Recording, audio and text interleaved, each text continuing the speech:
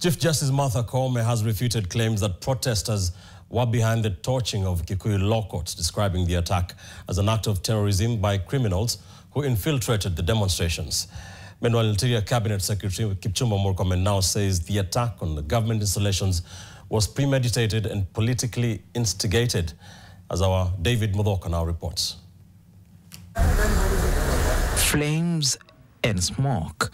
A day after Wednesday's protests, and the loss still lingers in the air at the Kikuyu Law Courts in Kiambu County. The destruction here, total. A courtroom reduced to a hollow shell, burnt files, twisted metal, and crumbling walls, pointing to one thing: the attackers did not come to make a statement, they came to erase everything. On Thursday, Chief Justice Martha Koome visited the ruins and didn't mince her words. The extent of this damage is not just an act of criminal elements, but an act of terrorism. But if the attackers aimed to destroy records and hold justice, Koome says they failed. We have our information in the court tracking system, our CTS, because we adopted technology. If they were destroying this place to destroy files and erase evidence, they did not succeed in doing that.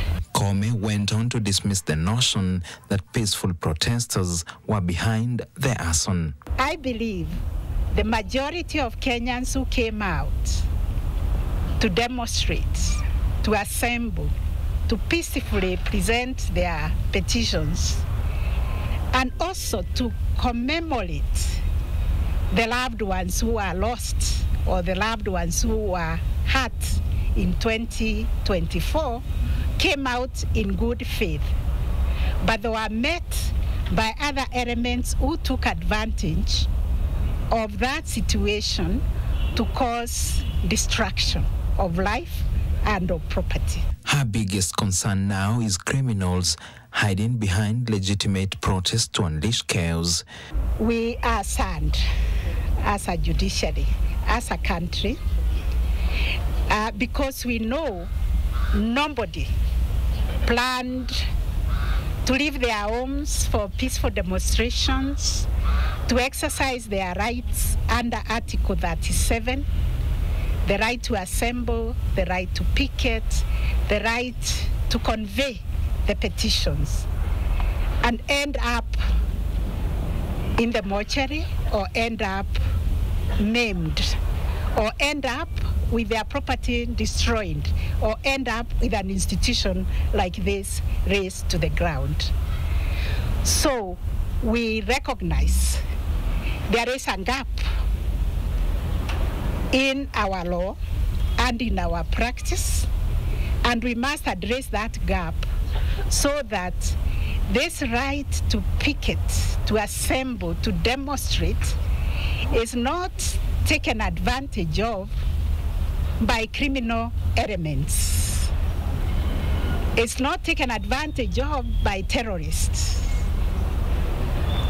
who are now covering themselves up and using it to destroy property. In a country where courts are significantly insufficient, the destruction of this facility is a major setback in the judiciary's efforts to make justice available and accessible to all Kenyans. As the judiciary counts its losses, the Interior Ministry is doing the same. Interior Cabinet Secretary Kipchumba Murkomen has revealed the scale of destruction to police infrastructure during Wednesday's unrest. Murkomen says 9 police stations were attacked, 5 were completely burnt down, including those in Molo, Dagoretti, and Olkalau. A total of 88 police vehicles were damaged and over 300 officers were seriously injured. It was deliberate, it was coordinated, it was funded, and it was premeditated and politically instigated. The events prompting a mixture of reactions. People who are very rich, because they are not now in government, they are the people who are sponsoring this. Ataka media iko hapa mchukue kabisa. There is no Gen Zs now. Maraga is not a Gen Z. Wamalwa is not a Gen Z. Kalonzo Musyoka is not a Gen Z. Wamunyoro is not a Gen Z. David Muthoka, NTV.